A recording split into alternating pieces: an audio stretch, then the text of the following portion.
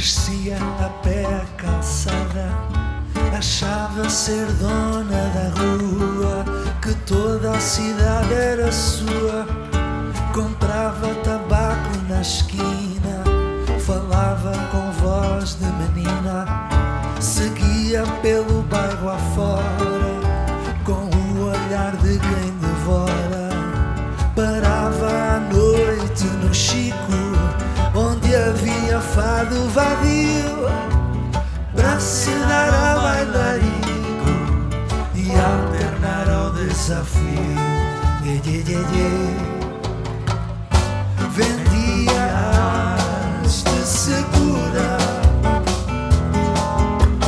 com opinião solene, e como diz o Budinho, ela queria ser Beatriz, mas nem chegou a Marlene.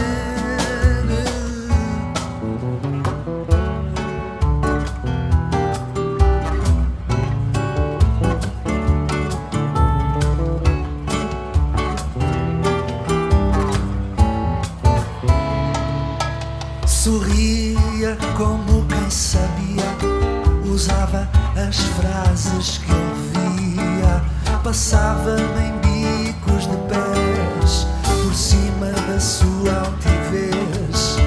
Andava toda decidida, sonhava marchar na avenida, trazia as roupas cintadas e as novas curvas compradas.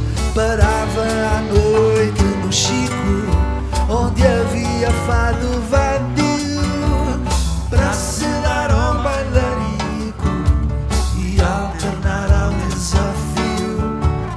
Para se dar ao bailarico e alternar ao desafio.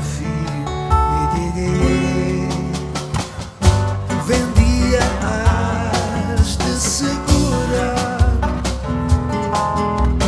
com opinião solene,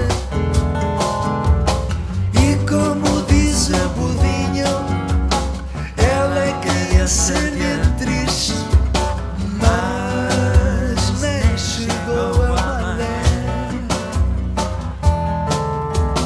Mas nem chegou a Marlene. Mas nem chegou a Marlene. Como é que é vocês? Como é que é? Mas nem chegou a Marlene. Só vocês, só vocês.